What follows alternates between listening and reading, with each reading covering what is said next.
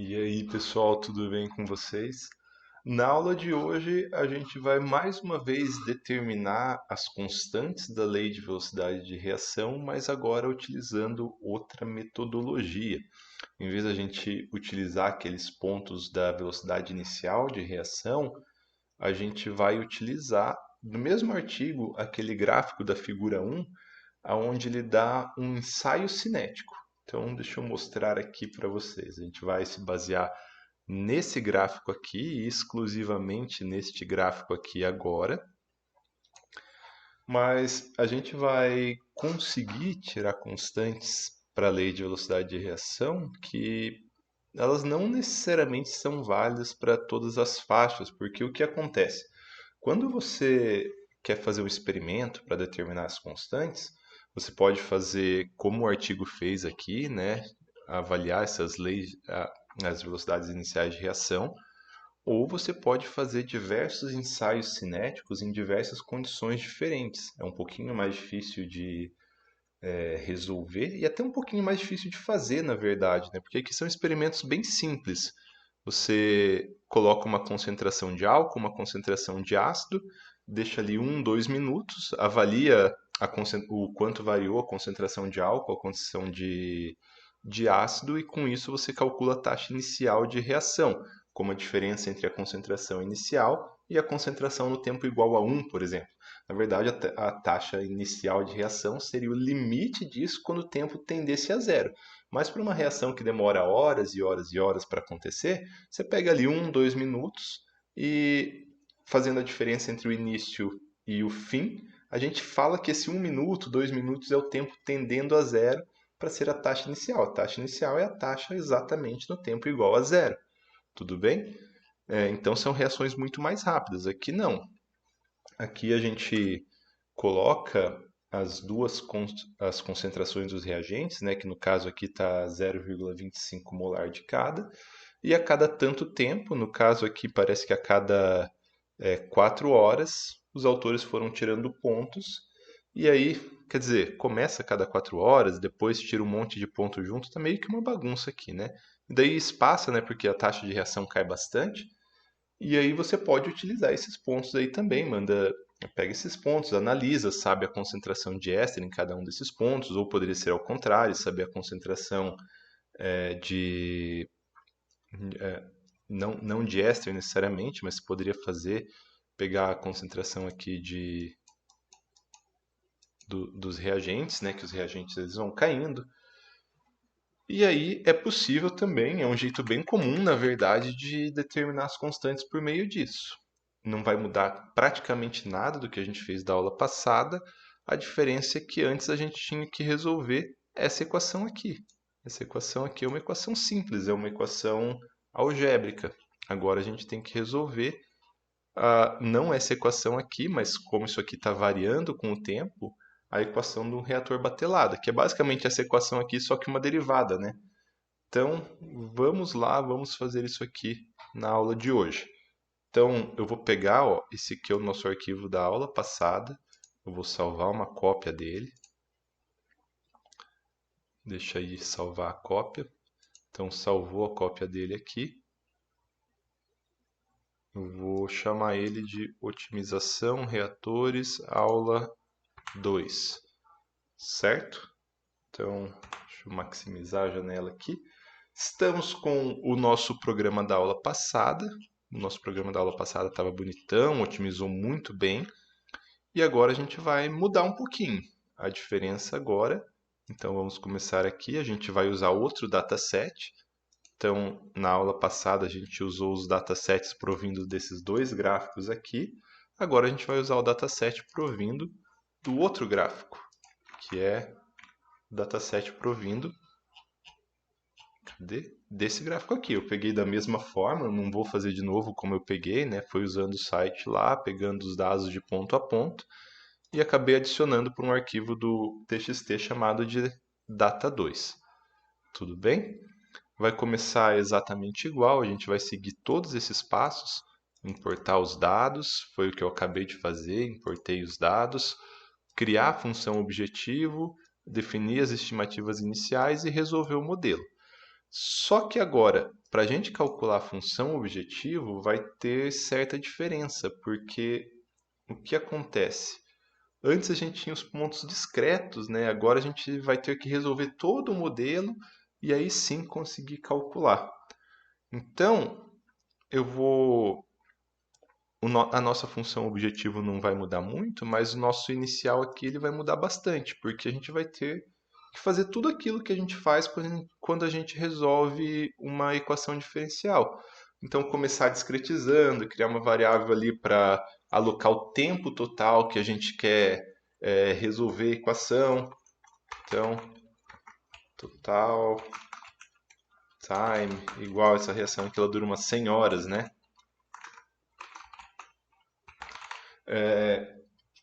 Talvez vai um pouco rápido o que eu vou fazer na aula de hoje, mas a gente já fez isso em outras aulas. Então, se de alguma forma isso aqui está um pouco avançado, aproveitem, voltem, vejam o que a gente fez nas outras aulas e aí continua a partir daqui. Pode ser, vai parecer que eu estou jogando coisa aqui do nada, né? Então, beleza. E agora a gente vai integrar 100 horas, mas qual é o passo temporal? Então a gente coloca aqui o nosso H, nosso passo temporal. A gente está usando de padrão 0.1 para essa 0.01 para essa reação, né?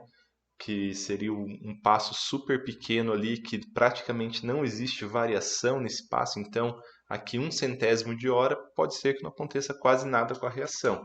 Então, isso aqui é o nosso passo temporal.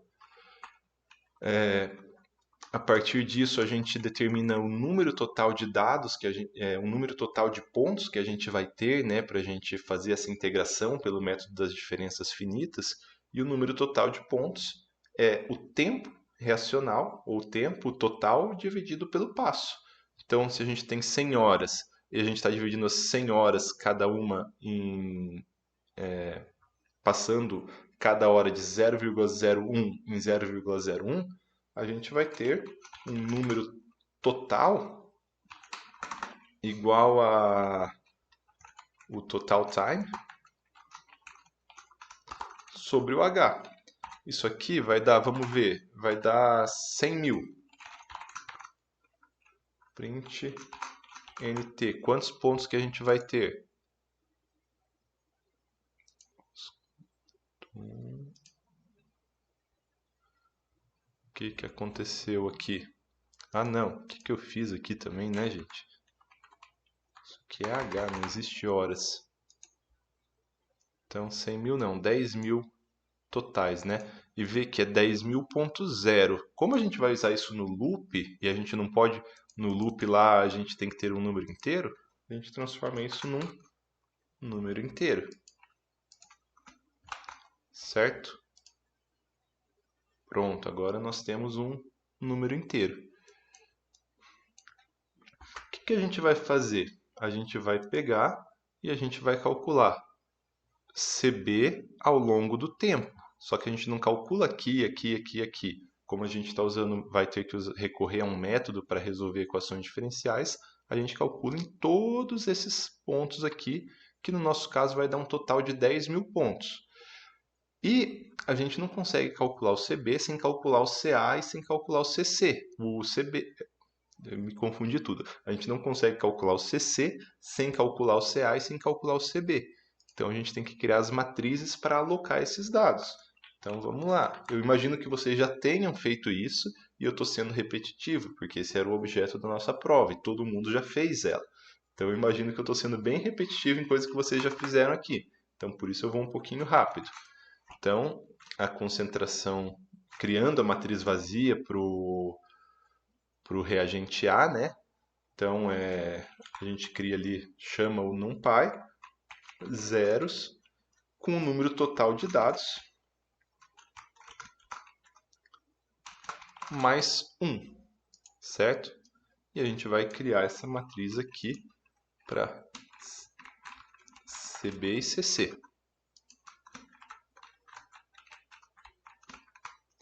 CB e CC. Então criamos nossas matrizes vazias. Essas matrizes elas têm 10.001 valores. Mais uma vez, por que 10.001 valores? Porque a gente vai calcular isso aqui ponto a ponto, certo? Ponto a ponto, 10.000 vezes. E aí a gente vai pegar esse, vai pegar esse, vai pegar esse. Mas a gente não tem como calcular esse e esse. A gente tem que calcular ponto a ponto em função do método numérico que a gente está usando. Se a gente estivesse resolvendo isso de forma analítica, aí a gente conseguiria calcular ponto a ponto. Mas resolver isso de forma analítica envolve resolver a integral de forma analítica dessa expressão aqui. Tudo bem? A gente não quer resolver a integral de forma analítica dessa expressão, então a gente vai utilizar o método das diferenças finitas, e aí a gente tem que calcular bem facinho, mas tem que calcular 10.000 vezes para 10.000 pontos.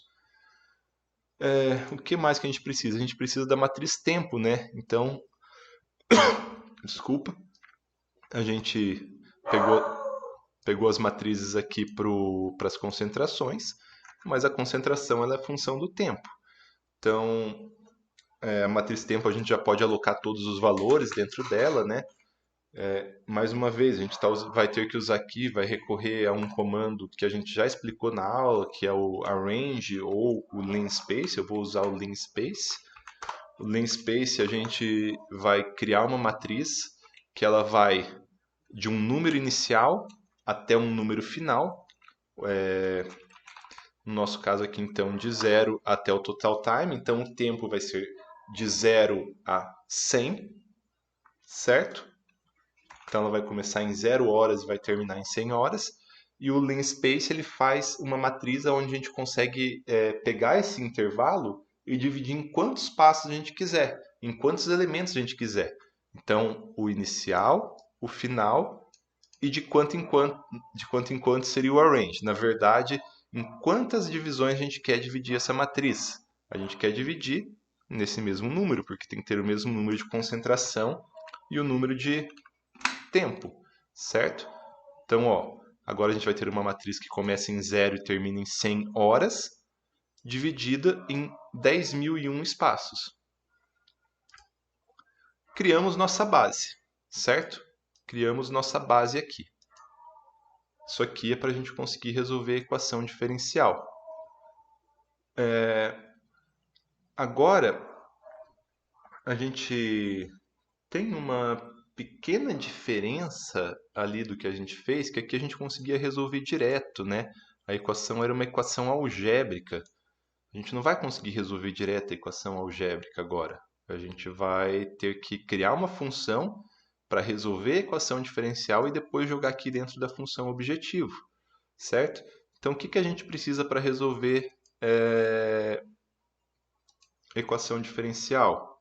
Primeira coisa que a gente precisa são as condições iniciais. Então, vamos lá, condições iniciais.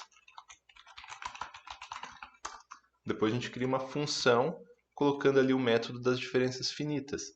Então, a condição inicial é que a nossa matriz CA na posição 0 é igual a 0,25 mol por litro, certo? Primeira condição inicial, a concentração de álcool. Por que 0,25? São as condições desse gráfico aqui, 0,25 mol por litro de cada substrato. Então, Ca e Cb, ambos iniciam com 0,25 mol por litro. E a concentração do nosso reagente C, do nosso produto C, começa em quanto? O produto C começa em 0, certo? Então, essas são as nossas condições iniciais. Agora, a gente vai criar uma função que a gente vai chamar ela sempre que a gente quiser resolver o modelo utilizando esse W aqui. Esse W são as constantes. Vou copiar esse W aqui, Vou colocar aqui, certo? Na verdade, não. Na verdade, vou fazer diferente. Eu vou criar um... Espera aí que desconectou as coisas que tá funcionando. Só um minutinho, pessoal. Meu cachorro ainda está latindo para ajudar.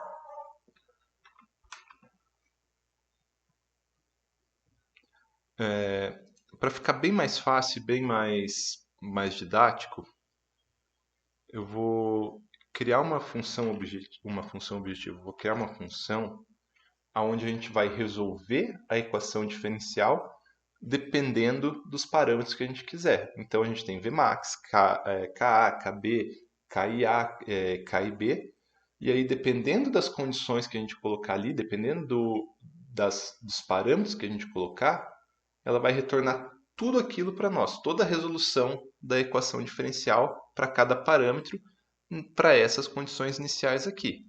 Então, para a gente definir uma função é def, vamos chamar aqui de, igual a gente chamou no modelo do CIR lá que eu mostrei na aula passada, que era cis, né? Então, dependente de Vmax, Ka, Kb, Kia, tá tudo maiúsculo, né? Tá ali embaixo. E Kib. Certo? Então, a gente está definindo uma função. Quando a gente chamar essa função, a gente tem que entrar com esses parâmetros. Esses parâmetros são as constantes da lei de velocidade de reação que a gente quer calcular. E ele vai calcular CA, CB e CC em todos aqueles 10.000 pontos para a gente. Tudo bem? Então, a gente vai colocar aqui, vai calcular, né? Coisa que a gente já fez muitas vezes, vai só colocar dentro dessa função o método das diferenças finitas. Então, a gente tem que integrar em todo o range. E qual que é o range? I que vai de 0 até o número total de dados que a gente tem.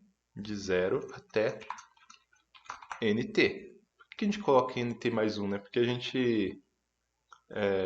Bom, aqui embaixo já vai ficar mais claro. Bom, primeira coisa que eu vou colocar aqui, para facilitar, é o nosso R.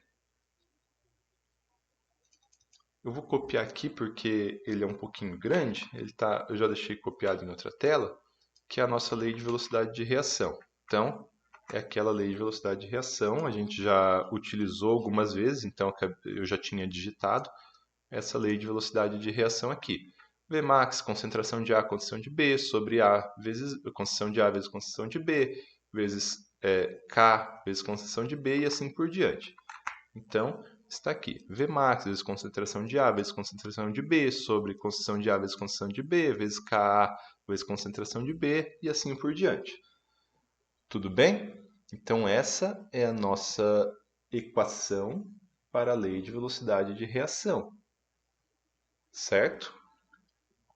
E aí, a partir disso, a gente calcula as concentrações Ca, Cb e Cc utilizando o método das diferenças finitas. Então, como que a gente faz isso? A gente sabe que para um reator batelada, a variação da concentração é igual à expressão da lei de velocidade de reação, né? A variação da concentração com o tempo é igual à velocidade de reação. E assim, se a gente aplicar o método das diferenças finitas, a gente fala que a concentração no ponto I mais 1, a concentração no próximo ponto é igual à concentração no ponto atual, mais a lei de velocidade de reação vezes o passo. Então, como eu disse, eu poderia estar explicando isso passo a passo aqui para vocês, só que vocês já fizeram isso. Então, se alguém que está assistindo a aula está aí, não está conseguindo acompanhar, que não fez a prova e acabou não fazendo isso ou não assistiu as outras aulas. Eu até não me sinto muito bem indo tão rápido assim, mas são coisas que a gente já fez.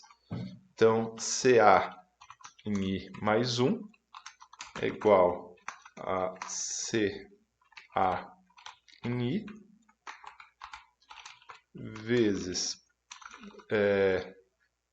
como CA ele é um reagente, então R negativo, eu não preciso colocar aqui, eu vou omitir os coeficientes estequiométricos, porque toda a reação aqui é tudo 1 para 1 para 1, certo?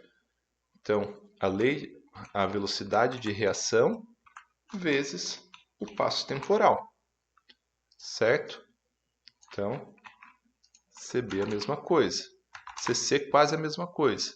Então, CB a mesma coisa. CB é exatamente a mesma coisa, porque a taxa de variação de CA e a taxa de variação de CB é exatamente a mesma, certo?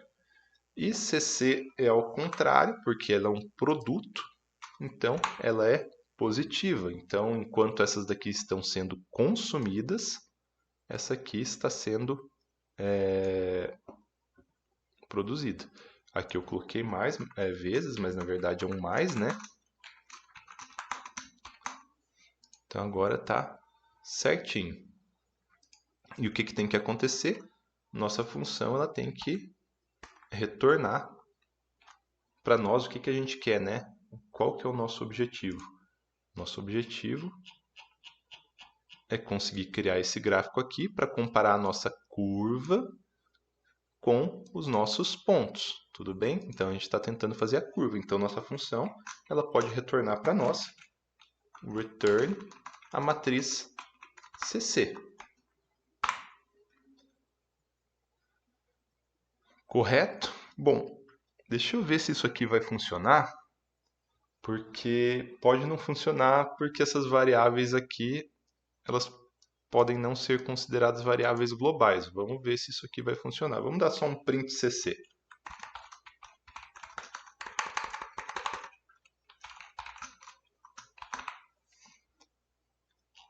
Então tá, isso aqui já rodou, isso aqui... Vamos rodar de novo. Rodei isso aqui, rodei isso aqui, rodei isso aqui, rodei isso aqui.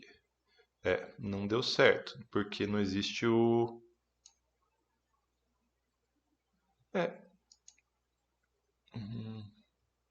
Tá bom, tá bom. O que acontece? Essas variáveis aqui, ó, elas estão dentro do método, elas estão dentro da função, e a função ela é uma coisa separada do programa. Mas algumas coisas a gente está pegando de fora. Por exemplo, o NT a gente está pegando de fora. CA, CB e CC a gente está pegando de fora. Então a gente coloca aqui global, que são as variáveis globais, que elas são tanto para fora da função quanto para dentro da função.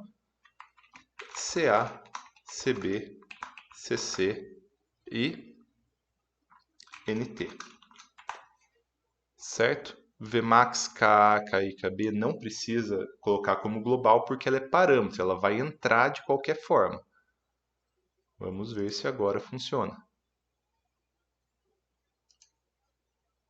For I in range NT. Nossa, estou errando muitas coisas aqui. Aí, deu tudo certo entre aspas.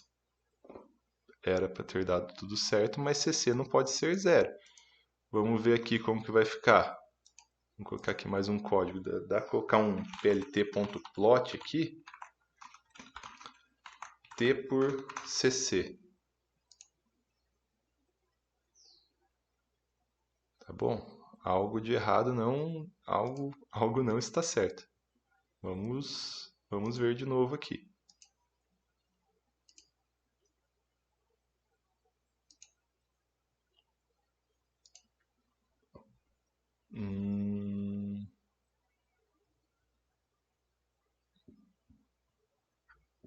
E aí a gente fica com cara de besta, porque não sabe o que aconteceu. Ah, claro, claro, claro, claro. Muito claro. Extremamente claro. Primeiro, eu não estou nem chamando a nossa função, então não está nem passando por aqui, né? E se a gente chamar a função, a gente tem que chamar dos parâmetros. Nossa, essa foi... Então, vou chamar o sistema de equações diferenciais. E agora eu tenho aqui 1, 2, 3, 4, 5 parâmetros. Vou chamar o sistema de 1, 1, 1, 1 e 1. Agora sim. Olha aí.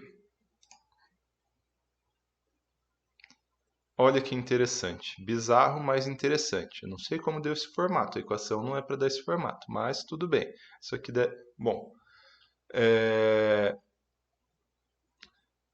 Então, o que está acontecendo? A gente criou uma função que a gente pode alterar aqui o Vmax, o CA, o CB, o CC... desculpa. O Vmax, o KA, o KB, o KIA e o KIB. e ver como que a função se comporta. Inclusive, deixa eu pegar aqui então os parâmetros que a gente utilizou na aula passada. Eu tenho eles copiados aqui, ó. Então vamos chamar o sys dos parâmetros aqui. Aqui está com uma gambiarrinha. Pronto. Então, o sys dos parâmetros aqui, igualzinho a gente fez na aula passada. Vamos ver o que que dá. E deu errado de novo. Ah, gente. Aqui é CB e aqui é CC. Vocês devem ter visto isso faz tempo e eu tô aqui com...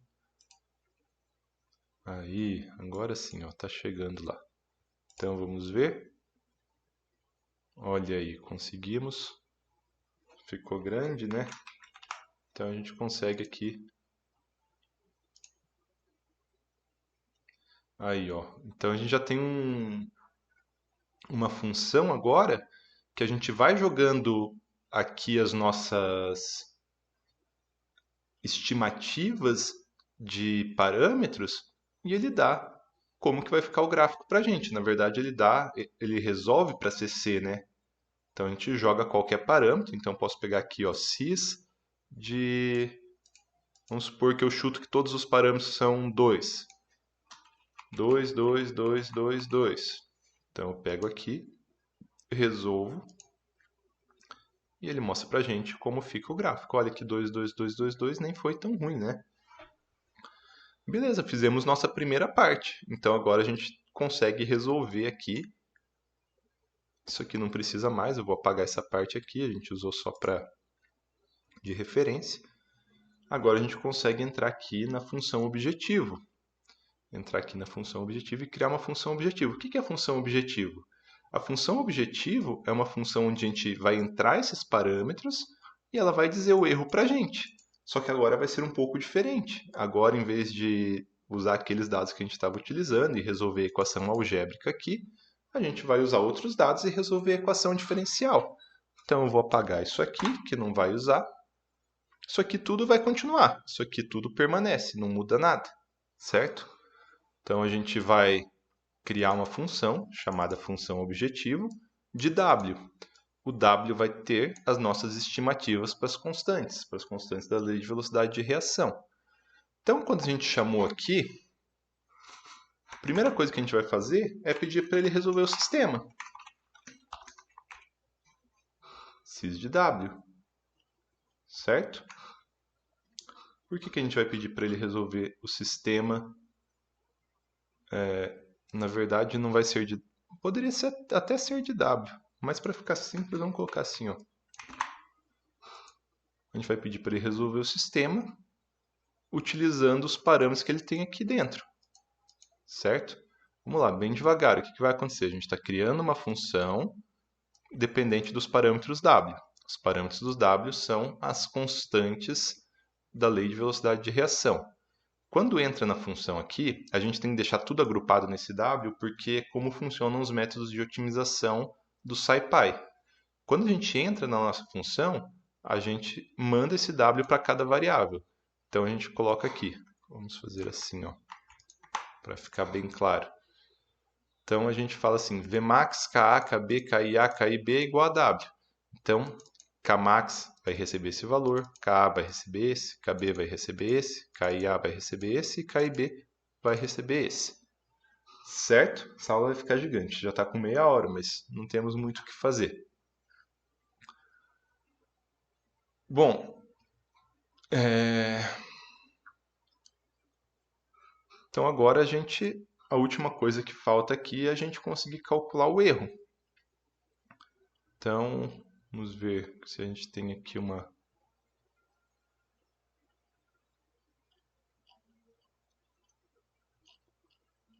A gente não importou os dados, né? Deixa eu importar os dados aqui. Aqui onde a gente pega os dados, aqui no começo. Vou falar que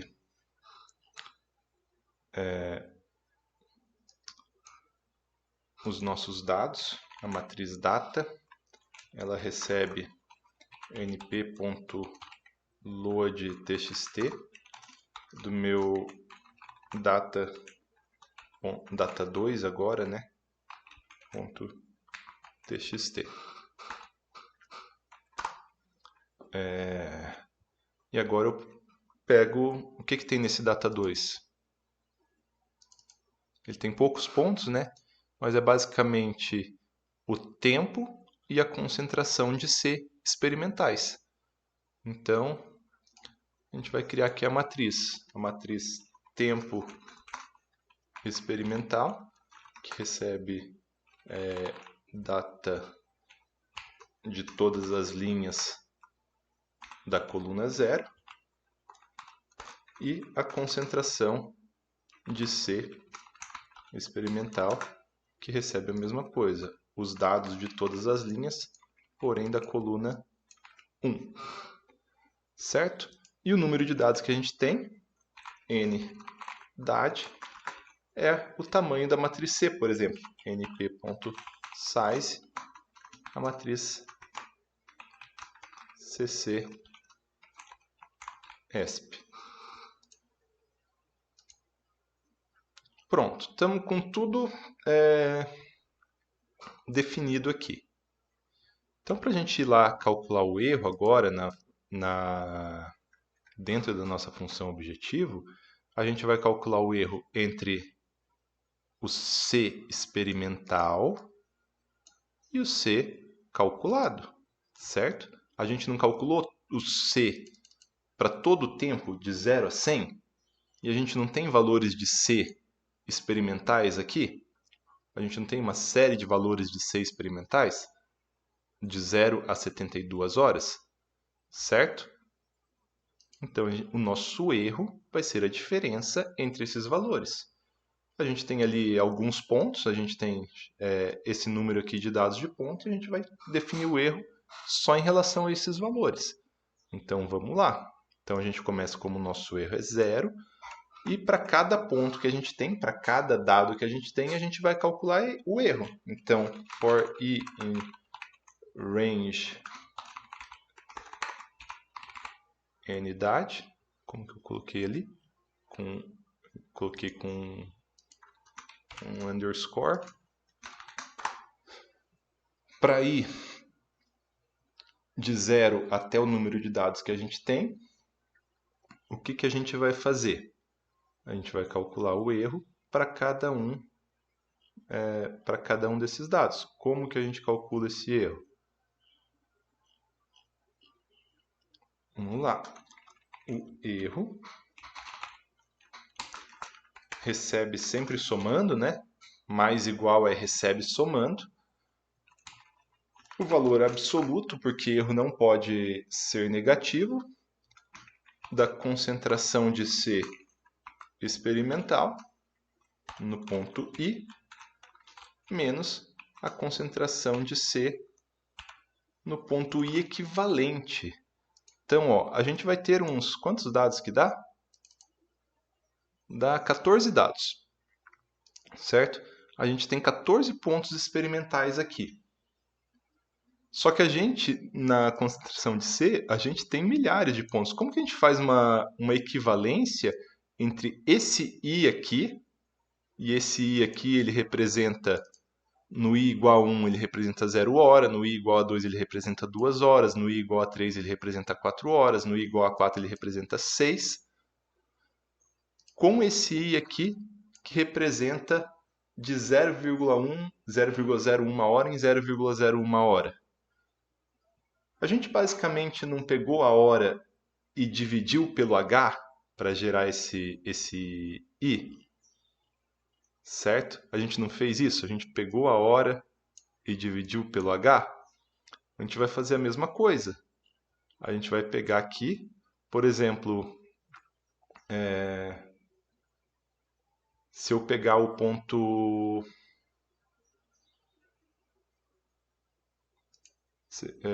seria dividir ou multiplicar? Seria multiplicar pelo H, né?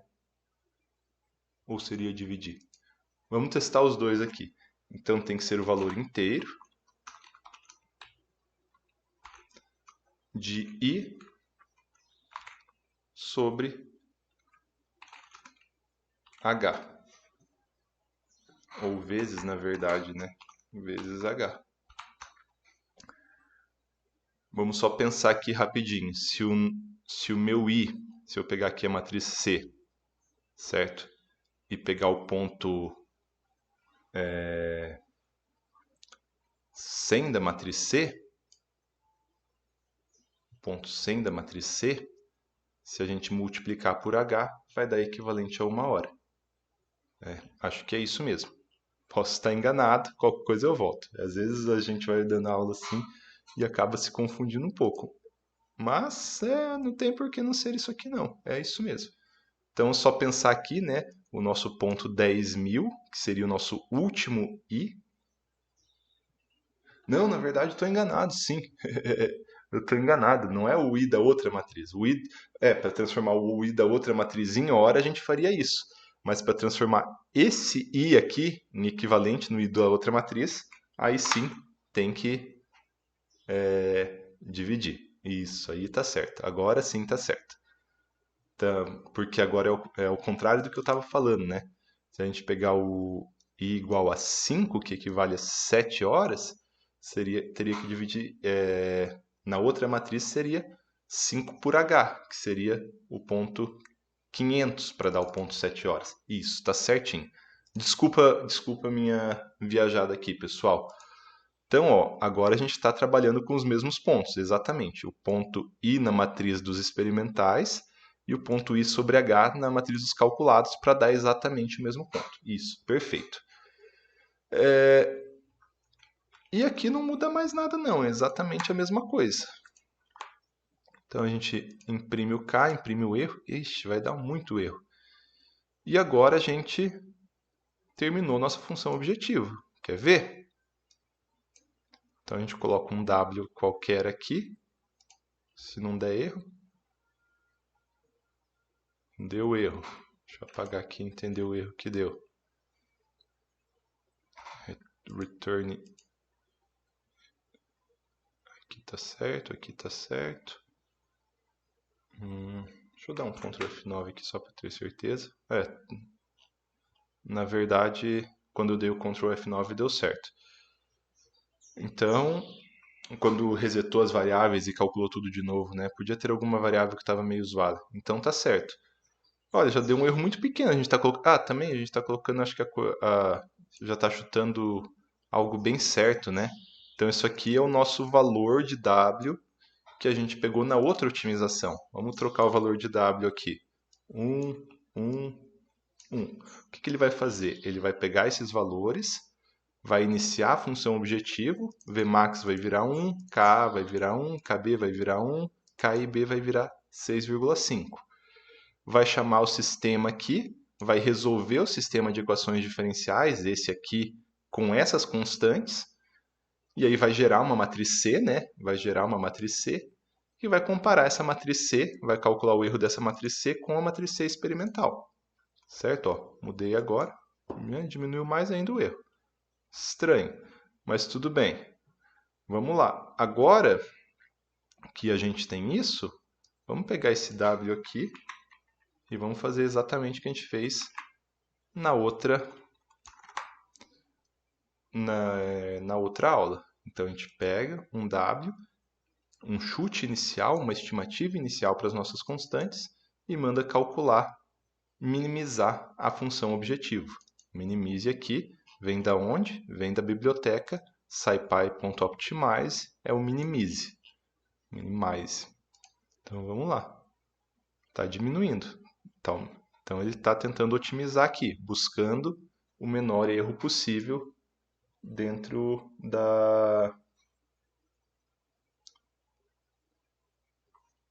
das condições. Isso aqui para baixo a gente não vai usar agora, então eu vou apagar tudo. A gente não está mais inverso do V, né? Certo?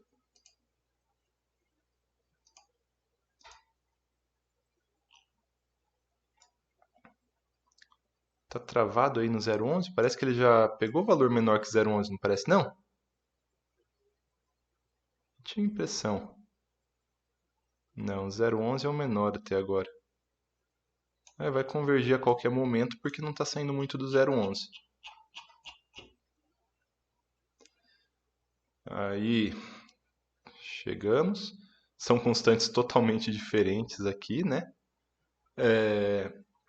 E agora a gente pode tentar plotar os gráficos. Vamos ver aqui, ó. plt.plot.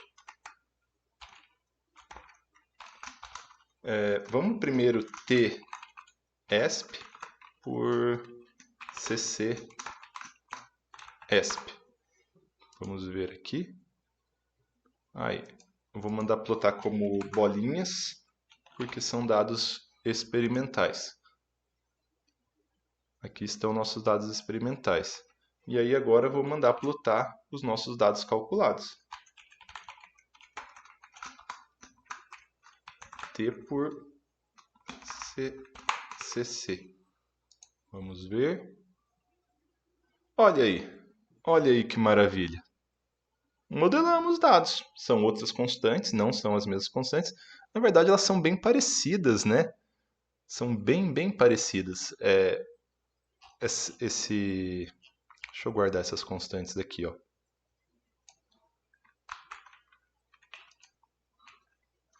Para a gente não ter que digitar de novo.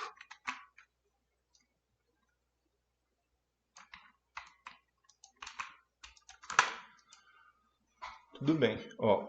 Então, se for ver, as constantes são razoavelmente parecidas. A constante de inibição do álcool é bem alta, a constante de inibição do ácido ela é baixa. Essa aqui ela estava um pouquinho, era 0,4, né? Aumentou um pouquinho. E essa aqui ela estava nas unidades diferentes, por isso que ela teve que acabar mudando, certo? Ela estava nas unidades de micromol por minuto por grama, né? Agora não, agora a gente está aqui com as unidades do gráfico aqui, na verdade, elas são milimol. Desculpa, quais são as unidades do gráfico aqui? Molar. Então a unidade agora, calculando dessa forma aqui, né? A nossa unidade de Vmax passa a ser mol por litro por hora, então não é a mesma unidade, então tem que se atentar a isso, a gente não está considerando exatamente as mesmas unidades aqui. Até quando a gente calculou, né, a gente estava com unidades sutilmente diferentes. Beleza, pessoal? Então, vejam aí, a gente consegue. Daria até colocar um. Ah, não vou não. Eu ia falar que eu ia calcular um previsto por real, mas aí eu ia ter que fazer só com esses pontos aqui. A aula já está muito longa, 42 minutos. Então a gente mais uma vez conseguiu calcular as constantes, são constantes ligeiramente diferentes, mas estão em unidades diferentes também, né? Para o nosso sistema aqui, baseado no artigo. Então, antes da gente finalizar a aula, só pensando aqui, como seria, né, se vocês tivessem diversas e diversas condições, vamos supor que vocês foram fazer mestrado, o orientador mandou vocês tirarem dados experimentais lá e vocês fizeram um monte de curvas dessas. Aí você vai lá, surpreende o orientador, faz um modelo similar a esse. A única diferença é que você vai ter mais dados aqui. Então aqui a gente tem um dado,